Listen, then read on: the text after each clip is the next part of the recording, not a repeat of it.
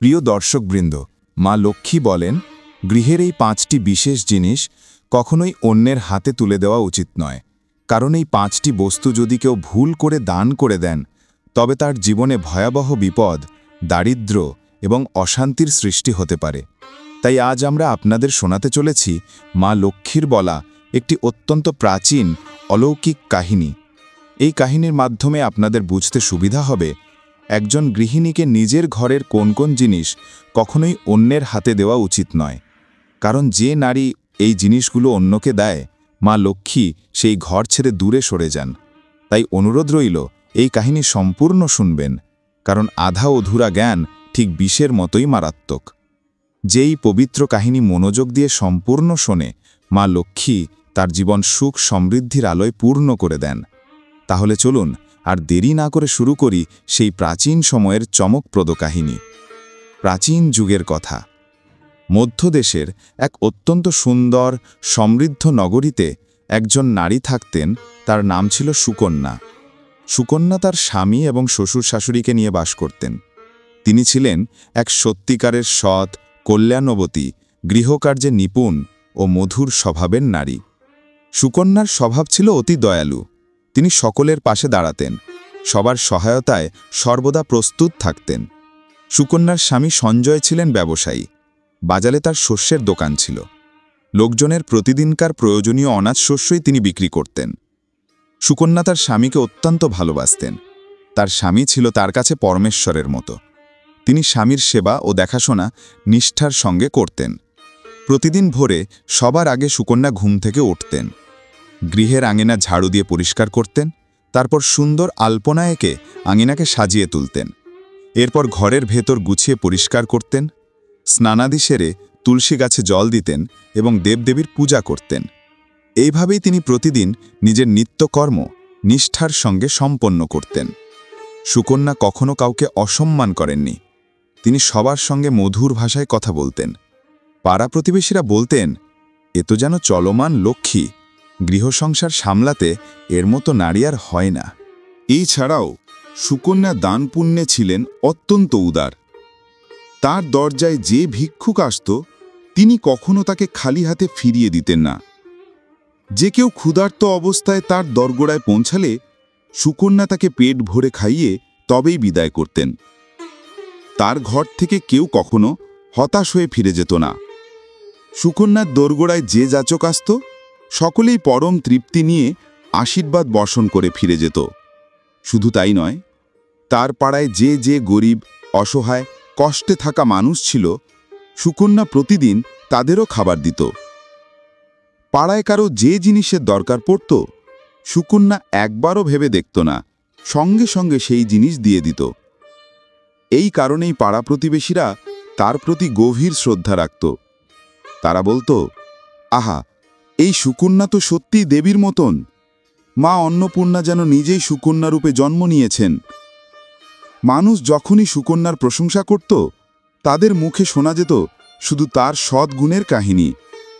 কিন্তু এত প্রশংসা, এত সম্মান পাওয়ার পরও সুকন্যা কখনো অহংকারে ভরেনি। সে সবার সঙ্গে মধুর ভাষায় সম্মান আর নম্রতা নিয়ে কথা বলত। একদিনের ঘটনা। একদিন সুকন্যার এক প্রতিবেশিনী তার বাড়িতে এলো। সুকন্যা আন্তরিকভাবে তাকে স্বাগত জানালো এবং স্নেহভরে বলল, এসো বোন, আমাদের ঘরে তোমার আগমন শুভ হোক। আজ কোন কারণে এসেছ? কিছু দরকার থাকলে বলো, আমি অবশ্যই তোমার সাহায্য করব। প্রতিবেশিনী বলল, হে সুকন্যা বোন, আজ আমাদের বাড়িতে অনেক আত্মীয় এসেছে। তাদের জন্যে প্রচুর রুটি বানাতে হবে, কিন্তু আমার রুটি বেলার পিঁড়ি, বেলনা আর তাওয়াটার দরকার। তুমি কি কিছুক্ষণের জন্য তোমার রুটি বেলার পিঁড়ি, বেলনা আর তাওয়াটা আমাকে দিতে পারবে? কাজ হয়ে গেলে আমি তাড়াতাড়ি তোমাকে ফিরিয়ে দেব। সুকন্যা হাসি মুখে বলল, অরে বোন, এতে এমন কি বড় ব্যাপার? এই মুহূর্তে আমার বেলার পিঁড়ি, বেলনার দরকার নেই। তুমি নিশ্চিন্তে নিয়ে যাও। দাঁড়াও, আমি এক্ষুনি নিয়ে আসছি। সুকন্যা রান্নাঘরে গিয়ে রুটি বেলার পিঁড়ি, বেলনা এবং তাওয়া এনে সেই প্রতিবেশিনীকে দিল। প্রতিবেশিনী কৃতজ্ঞতায় বলল, বোন, তোমাকে অনেক ধন্যবাদ। আজ তুমি না থাকলে আমি বিপদে পড়তাম। অতিথিদের খাইয়ে কাজ শেষ হলেই আমি এগুলো তোমাকে ফিরিয়ে দেব। সুকন্যা বলল, চিন্তা করো না বোন, কাজ হয়ে গেলে যে কোনো সময় আমাকে ফিরিয়ে দিও। এ কথা বলে প্রতিবেশিনী চলে গেল সুকন্যার রুটি বেলার পিঁড়ি, বেলনা আর তাওয়া নিয়ে। কিছুক্ষণ পরে আরও এক নারী এলো। কিছু সময় পর আরও একজন মহিলা সুকন্যার বাড়িতে এলো। সুকন্যা স্নেহ ভরে তাকে ভেতরে নিয়ে এসে বলল, এসো বোন, বলো কি দরকার, নির্দ্বিধায় বলো, আমি অবশ্যই তোমার সাহায্য করব। মহিলা লজ্জায় ও সংকোচে বলল, সুকন্যা বোন, আজ আমার বাড়িটা খুব নোংরা হয়ে গেছে। সকালে আমার ছেলে খেলতে গিয়ে আমার ঝাড়ুটা ভেঙে ফেলেছে। এখন ঘর পরিষ্কার করার মতো একটাও ঝাড়ু আমার কাছে নেই। তাই ভাবলাম তোমার কাছ থেকে কিছুক্ষণের জন্য ঝাড়ুটা নিয়ে নিই। যদি সমস্যা না থাকে তবে তোমার ঝাড়ুটা দাও বোন, আমি ঘর পরিষ্কার করে যত তাড়াতাড়ি সম্ভব তোমাকে ফিরিয়ে দেব। একটুও ভাবল না সুকন্যা, তৎক্ষণাৎ বলল, বোন, ঝাড়ু নিয়ে এমন চিন্তা কিসের? দাঁড়াও, আমি এক্ষুনি এনে দিচ্ছি। এ কথা বলে সুকন্যা ভেতরে গেল, নিজের ঘরের ঝাড়ুটি আনল এবং সেই মহিলাকে দিয়ে দিল। সেই নারী সুকন্যার বাড়ির ঝাড়ু নিয়ে চলে যায়। কিছুক্ষণ পর আবার অন্য এক নারী সুকন্যার বাড়িতে আসে। সুকন্যা তাকেও আন্তরিকভাবে স্বাগত জানায় এবং বলে, এসো বোন, আজ কি কারণে আমার বাড়িতে এলে? তোমার যদি কোনো প্রয়োজন থাকে নির্দ্বিধায় বলো, আমি নিশ্চয়ই সাহায্য করার চেষ্টা করব। তখন সেই নারী বলে, হে সুকন্যা বোন, তুমি খুব দয়ালু। তোমার সম্পর্কে অনেক ভালো কথা শুনেছি। তুমি সবারই সাহায্য করো, তাই তোমার কাছে সামান্য এক সাহায্য চাইতে এসেছি। সুকন্যা বিনীতভাবে বলে, বলো বোন, লজ্জা করো না। আমার সাধ্যের মধ্যে হলে আমি না বলবো না, অবশ্যই সাহায্য করব। তখন সেই নারী ব্যাকুল হয়ে বলে, হে সুকন্যা বোন, আজ আমার মেয়েকে দেখতে ছেলেপক্ষ আসছে, তাই খুব চিন্তায় আছি। আমার কাছে পরানোর মতো কোনো গয়না নেই, এমনকি ভালো পোশাকও নেই। আমার মেয়েকে কি দিই? তাই অনুগ্রহ করে আমাকে তোমার কিছু গয়না আর একটি শাড়ি যদি একদিনের জন্য ধার দাও, ছেলেপক্ষ চলে গেলে আমি সব ফেরত দিয়ে দেব। বিষয়টি শুনে সুকন্যা হাসি মুখে বলে, এতেই এত চিন্তা? আরে বোন, তোমার মেয়ে তো আমার নিজের ছোট বোনের মতো। আমি কি সাহায্য করব না? আমি এখনই আমার গয়না আর একটি সুন্দর শাড়ি এনে দিচ্ছি। ওই সাজে তোমার মেয়ে রাজকন্যার মতো লাগবে। এ কথা বলে সুকন্যা ঘরের ভেতর যায়, গয়না ও শাড়ি নিয়ে আসে এবং সেই প্রতিবেশীকে হাতে তুলে দেয়। প্রতিবেশী অত্যন্ত খুশি হয়ে সেই গয়না ও শাড়ি নিয়ে চলে যায়। সন্ধ্যা হয়ে আসে। ঠিক সেই সময়ে আরেকজন প্রতিবেশী সুকন্যার বাড়িতে আসে। সুকন্যা তাকে সাদর অভ্যর্থনা জানিয়ে বলে, এসো বোন, আজ কি কারণে এলে? বলো, তোমাকে কিভাবে সাহায্য করতে পারি? কোনো সংকোচ করো না। তখন সেই প্রতিবেশী ব্যথিত স্বরে বলে, হে সুকন্যা বোন, তুমি খুব দয়ালু, তাই তোমার কাছে এসেছি। আমার সন্তানটা খুব ক্ষুধার্ত, বাড়িতে এক ফোঁটা দুধও নেই ওকে খাওয়ানোর, তাই তোমার কাছে একটু দুধ চাইতে এসেছি। যদি অল্প দুধ দাও, আমার বড় উপকার হবে। সুকন্যা তৎক্ষণাৎ বলে, বোন, এতে কি এমন সমস্যা? দাঁড়াও, এক্ষুনি দিচ্ছি। সুকন্যা রান্নাঘরে যায়, কিছু দুধ এনে সেই নারীর হাতে দেয়। প্রতিবেশী খুশির মনে দুধ নিয়ে বাড়ি ফিরে যায়। এইভাবে সুকন্যা সেদিন তার সব প্রতিবেশীর সাহায্য করে। তারপর হাসি মুখে নিজের বাড়ির সব কাজ করতে থাকে। রাত হলে তার স্বামী বাড়ি ফিরে আসে। সুকন্যা স্বামীকে প্রণাম করে, তার আপ্যায়ন করে। রাতের খাওয়া দাওয়া শেষে দুজনে আনন্দে ঘুমিয়ে পড়ে। পরের দিন সকালে তারা জেগে ওঠার পরই এক দুঃসংবাদ তাদের কানে আসে। একজন লোক দৌড়ে এসে সুকন্যার স্বামীকে বলে, হে ভাই, কাল রাতেই কেউ তোমার দোকান লুট করে গেছে, সব মালামাল উধাও। এ কথা শুনে সুকন্যার স্বামী এক মুহূর্তে হতভম্ব হয়ে যায়। দৌড়ে দোকানে পৌঁছে দেখে সত্যি সব মাল চুরি হয়ে গেছে, এমনকি দোকানে রাখা টাকা পয়সাও আর নেই। তিনি ভেঙে পড়া মন নিয়ে দুঃখ ভরা মুখে বাড়ি ফিরে আসেন। স্বামী বাড়ি ফিরে সুকন্যাকে সব ঘটনা বিস্তারিত জানায়। তা শুনে সুকন্যার হৃদয় ভেঙে যায়। সে কষ্টে বলে, আপনি চিন্তা করবেন না, আমাদের ঘরে এখনও অনেক টাকা আছে। সেই টাকায় আপনি আবার নতুন করে ব্যবসা শুরু করতে পারবেন। এ কথা বলে সুকন্যা তড়িঘড়ি করে ঘরের তরঙ্গ খুলে দেখে, কিন্তু বিস্ময়ে তার চোখ ছলছল করে ওঠে। তরঙ্গ সম্পূর্ণ খালি। সেখানে রাখা সমস্ত টাকা পয়সা গয়না সবই যেন উধাও। হাত জোর করে কাঁদতে থাকে সুকন্যা, কিন্তু স্বামীর মন কঠোর। সে একটিও কথা শোনে না, বরং তাকে ঠেলে ধাক্কা দিয়ে দরজার বাইরে বের করে দেয়। স্বামী কঠিন স্বরে বলে, এখনই আমার বাড়ি থেকে চলে যাও, আর কোনোদিন ফিরে এসো না। নদীতে ঝাঁপ দিয়ে মরো, কিন্তু আমার ঘরে তুমি আর থাকতে পারবে না। সুকন্যা কাঁদতে থাকে, হে স্বামী, এমন কথা বলবেন না। আমি কোনো অপরাধ করিনি। আমি আপনাকে ছাড়া বাঁচতে পারবো না। আমাকে বীর করে দেবেন না। কিন্তু স্বামীর হৃদয় পাথর হয়ে গেছে। সে তাকে জোর করে দরজার বাইরে ঠেলে দিয়ে দরজা বন্ধ করে দেয়। সুকন্যা অপমান ও দুঃখে ভেঙে পড়ে কান্না ভেজা চোখে স্বামীর বাড়ি ছেলে বেরিয়ে আসে। হাঁটতে হাঁটতে সে পৌঁছে যায় মা লক্ষ্মীর মন্দিরে। সেখানে দাঁড়িয়ে কাঁদতে কাঁদতে বলে, হে মা, আমি এমন কি অপরাধ করেছিলাম যে আমার জীবনে এমন অন্ধকার নেমে এলো? হে মা লক্ষ্মী, আমি তো প্রতিদিন তোমার পূজা করতাম, তোমার আরাধনা করতাম। তবু কেন তুমি আমার ঘর ছেড়ে গেলে? মা, আমাকে বলো, আমি এমন কি ভুল করেছি যার জন্য তুমি আমার প্রতি রুষ্ট হলে? এ কথা বলে সুকন্যা মন্দিরের অঙ্গনে বসে গভীর চিন্তায় ডুবে যায়। তার মনে শুধু একটি কথাই ঘুরপাক খেতে থাকে, যদি আমার স্বামী আমাকে আর গ্রহণ না করেন, তবে আমি বেঁচে থেকে কি করব? আমার ভুলেই যদি তার সর্বনাশ হয়ে থাকে, তবে আমার বাঁচার অধিকারই বা কোনটি? এ চিন্তা করতে করতে সে সিদ্ধান্ত নিয়ে ফেলে, সে আর বাঁচবে না। এই কথা ভাবতেই সুকন্যা ধীরে ধীরে নদীর দিকে হাঁটতে শুরু করে। নদীর ধারে গিয়ে আবারও মাকে উদ্দেশ্য করে বলে, হে মা লক্ষ্মী, আমি আজ আমার প্রাণ বিসর্জন দিতে এসেছি। যদি আমার পূজায় ভক্তিতে কোনো ত্রুটি থেকে থাকে, তবে আমাকে ক্ষমা করো মা। আমি আমার স্বামী ছাড়া বাঁচতে পারবো না, তাই আজ এই নদীতে ঝাঁপ দিয়ে প্রাণ ত্যাগ করব।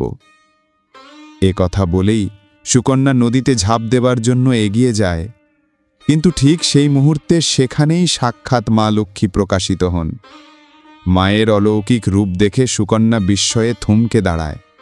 মা বলেন, থামো সুকন্যা, তুমি কি করতে যাচ্ছ? সুকন্যা ঘুরে দাঁড়িয়ে দেখে তার সামনে স্বয়ং মা লক্ষ্মী দাঁড়িয়ে আছেন। ভয়ে ভক্তিতে সে দুহাত জোড় করে প্রণাম করে কাঁদতে কাঁদতে বলে, হে মা, আমাকে ক্ষমা করো, আমি ভয়ঙ্কর পাপ করতে যাচ্ছিলাম। মা লক্ষ্মী স্নেহভরে বলেন, সুকন্যা, মানুষ নিজের প্রাণ কোনো অবস্থাতেই ত্যাগ করতে পারে না। যত বড় বিপদই আসুক না কেন, আত্মহনন মহাপাপ। এ পাপ থেকে মুক্তি পেতে অত্যন্ত কঠিন যন্ত্রণা ভোগ করতে হয়। ঈশ্বর তোমাকে যে শরীর দিয়েছেন তা কোনোদিন নষ্ট করা যায় না। সুকন্যা কাঁদতে কাঁদতে বলে, হে মা, আমি অসহায়। আমার স্বামী আমাকে ত্যাগ করেছেন। আমার ভুলেই আমাদের ঘর সর্বনাশ হয়েছে। এমনটাই সবাই বলছে। স্বামী ছাড়া আমি বাঁচতে পারবো না, তাই আমি মৃত্যুর পথ বেছে নিয়েছিলাম। মা লক্ষ্মী মৃদু হেসে বলেন, সুকন্যা, আমি সব জানি। আমি জানি কেন তোমার স্বামী তোমাকে ত্যাগ করেছেন। এও জানি কোন ভুলের কারণে তোমার গৃহে দুর্গতি নেমে এসেছে। তুমি অজান্তেই এমন কিছু জিনিস দান করেছিলে যার কারণে আমাকেও তোমার ঘর ছেড়ে বেরিয়ে আসতে হয়েছিল। সুকন্যা বিস্মিত হয়ে জিজ্ঞেস করে, হে মা, সেই জিনিসগুলো কি? আমি কোন জিনিস দান করেছিলাম যার জন্য তুমি আমার ঘর ত্যাগ করলে? মা লক্ষ্মী উত্তর দেন, শোনো সুকন্যা, আমি তোমাকে সেই সব জিনিস সম্পর্কে জানাই যা কোনো গৃহস্থ নারী কখনোই অন্যকে দান করতে পারে না। এই 5টি বস্তু দান করলে আমি সেই গৃহ ত্যাগ করে চলে যাই। হে সুকন্যা, তোমার প্রথম এবং সবচেয়ে বড় ভুল ছিল তুমি তোমার রাঁধনঘরের চাকলা বেলন এবং তাওয়া অন্য এক স্ত্রীর হাতে দান করে দিয়েছিলে। নিজের ঘরের চাকলা বেলন ও তাওয়া কখনোই অন্য কারোর হাতে তুলে দেওয়া উচিত নয়। রান্নাঘরের এই সামগ্রীগুলোর পবিত্রতা ঘরে সর্বাধিক গুরুত্বপূর্ণ। এই উপকরণ দিয়েই তোমার পূজাঘরের দেবতাদের নৈবেদ্য নির্মিত হয়। এই কারণে এগুলোকে সর্বদা পরিষ্কার, পবিত্র এবং নিজের ঘরের মধ্যে সংরক্ষিত রাখা প্রয়োজন। এগুলো অন্যকে দিলে এর পবিত্রতা নষ্ট হয়ে যায়, আর অপবিত্র বাসনে রান্না করলে গৃহে অশুভ ফল নেমে আসে। হে সুকন্যা, তুমি তোমার রান্নাঘরের চাকলা বেলন ও তাওয়া নিজের প্রতিবেশিনীর হাতে তুলে দিয়ে প্রথম বড় ভুলটি করেছিলে, এবং সেই ভুলের কারণেই তোমার ঘরে দারিদ্র্যের ছায়া নেমে এসেছে। এবার শোনো তোমার দ্বিতীয় ভুলের কথা। তুমি তোমার ঘরের ঝাড়ু তোমার প্রতিবেশিনীকে দিয়ে দিয়েছিলে। ঝাড়ু এমন একটি উপকরণ যাতে আমার চিরস্থায়ী শক্তির বাস থাকে। এই উপকরণই আমার সবচেয়ে প্রিয়। যে নারী নিজের ঘরের ঝাড়ু অন্যকে দিয়ে দেয়, আমি সেই গৃহকে ত্যাগ করি। আর তোমার ক্ষেত্রেও তাই ঘটেছে। এই কারণেই তোমার স্বামীর দোকান চোরেরা লুট করে নিয়ে গেছে। ঝাড়ু দিয়ে ঘরের পরিচ্ছন্নতা রক্ষা করা হয়, আর যেখানে পরিচ্ছন্নতা থাকে সেই স্থানেই আমার অধিষ্ঠান। মনে রাখবে, ঝাড়ুকে সর্বদা লুকিয়ে রাখতে হবে। কোনো বহিরাগত মানুষের নজর ঝাড়ুর ওপর পড়া উচিত নয়। ঝাড়ু অতিশয় পবিত্র, এতে কখনোই পা লাগানো যাবে না, এবং কখনোই অশুচি নিষিদ্ধ বস্তুর ময়লা ঝাড়ু দিয়ে পরিষ্কার করা উচিত নয়। হে সুকন্যা, এবার শোনো তৃতীয় ভুলের কথা। সন্ধ্যা সময়ে তুমি তোমার ঘরের লবণ, আটা, দুধ ও দই অন্যকে দিয়ে দিলে। এক নারী কখনোই সন্ধ্যা সময়ে এ ধরনের সাদা রঙের খাদ্য সামগ্রী অন্য কারোর হাতে তুলে দেবে না। এটি করলে ঘরে অন্নের অভাব দেখা দেয় এবং দারিদ্র্য স্থায়ীভাবে বাসা বাঁধে। এবার আসি তোমার চতুর্থ ভুলে। তুমি নিজের গয়নাগাটি অন্য এক নারীকে পরার জন্য দিয়ে দিলে। মনে রাখবে, এক বিবাহিতা নারীর অলংকার তার 16টি শৃঙ্গারের মধ্যে সবচেয়ে মূল্যবান। নিজের গয়না অন্য নারীর হাতে দেওয়া কখনোই উচিত নয়। যে নারী নিজের অলংকার অন্যকে পরতে দেয়, তার ঘরে স্বামী স্ত্রীর মধ্যে সর্বদা বিবাদ, অশান্তি ও বিচ্ছিন্নতা জন্মায়, এবং আমার অসন্তোষের ফলেই তোমার প্রতিবেশিনী তোমার গয়না নিয়ে অন্য গ্রামে পালিয়ে গেছে। এবার শোনো তোমার পঞ্চম ও শেষ ভুলের কথা। ভোরবেলা তুমি দুধ দান করেছিলে। দুধ বিক্রি করা এক বিষয়, কিন্তু দুধ দান করা সম্পূর্ণ ভিন্ন ব্যাপার। ভোরবেলা দুধ দান করলে অশুভ শক্তির প্রভাব বাড়ে এবং গৃহে মহাদুর্ভাগ্যের দরজা খুলে যায়। এই ভুলের কারণেই তোমার ঘরের তিজোরিতে রাখা গয়নাগুলো চোরেরা চুরি করে নিয়ে গেছে। মানুষ সঠিক জিনিস দান করলে পুণ্য অর্জন করে, কিন্তু কিছু কিছু উপকরণ কখনোই দান করা উচিত নয়। এই ধরনের উপকরণ দান করলে জীবনে অশুভ সময় শুরু হয়। হে সুকন্যা, তুমি একে একে সবচেয়ে ভুল বস্তুগুলোর দান করেছিলে, এবং তার ফলেই আমার কঠোর দৃষ্টি তোমার ওপর পড়েছে। সুকন্যা ভক্তি ভরে বলল, হে মা লক্ষ্মী, আমার কাছ থেকে বড় ভুল হয়ে গেছে। আমি এই বিষয়গুলো সম্পর্কে সম্পূর্ণ অজ্ঞ ছিলাম। অনুগ্রহ করে আমাকে ক্ষমা করো মা। এখন আমাকে বলো, কোন পথে আমি প্রায়শ্চিত্ত করব? মা লক্ষ্মী কোমল স্বরে বললেন, হে সুকন্যা, তোমার প্রায়শ্চিত্ত তো তুমি আগেই সম্পন্ন করেছ। যে দুঃখ তুমি ভোগ করেছ সেটাই তোমার শাস্তি ছিল। তোমার সৎকর্মের কারণেই আমি আজ তোমাকে ক্ষমা করে দিচ্ছি। এবার তুমি তোমার গৃহে ফিরে যাও। আমি তোমাকে তোমার সমস্ত ঐশ্বর্য, সুখ, ধন সম্পদ ফিরিয়ে দিচ্ছি। এই কথা বলে মা লক্ষ্মী সেই স্থান থেকে অন্তর্ধান করলেন। সুকন্যা তখন 2 হাত জোড় করে দেবীর প্রতি কৃতজ্ঞতা প্রকাশ করল এবং ধীরে ধীরে বাড়ির দিকে যাত্রা শুরু করল। ঠিক তখনই তার স্বামী তাকে খুঁজতে খুঁজতে সেই পথেই এসে পৌঁছাল। সে সুকন্যার কাছে এসে বলল, হে সুকন্যা, আমাকে ক্ষমা করো। আমি তোমাকে অন্যায়ভাবে দোষারোপ করেছিলাম। তুমি তো স্বয়ং দেবীর মতো পবিত্র। মা লক্ষ্মীর কৃপায় আমরা আমাদের সমস্ত ধন সম্পদ ফেরত পেয়েছি। যারা আমাদের সম্পদ লুট করেছিল তারাই নিজেরাই সবকিছু ফিরিয়ে দিয়েছে এবং তোমার নাম উচ্চারণ করে ক্ষমা চেয়েছে। এই কথা শুনে সুকন্যার মুখ উজ্জ্বল হয়ে উঠল আনন্দে। সে তার স্বামীর সঙ্গে গৃহে ফিরে গেল। মা লক্ষ্মীর কৃপায় আবার তার ঘরে সুখ, শান্তি, সমৃদ্ধি স্থাপন হল এবং এরপর থেকে সুকন্যা প্রতিজ্ঞা করল তার ঘরের সেই 4টি জিনিস আর কখনোই অন্যের হাতে তুলে দেবে না। বন্ধুগণ, আশা করি এই কাহিনী আপনাদের ভালো লেগেছে। ভিডিওটি ভালো লাগলে অবশ্যই লাইক করবেন এবং মন্তব্যে লিখবেন জয় মা লক্ষ্মী। আর চ্যানেলটি সাবস্ক্রাইব করতে ভুলবেন না। আপনাদের সকলকে অনেক অনেক ধন্যবাদ।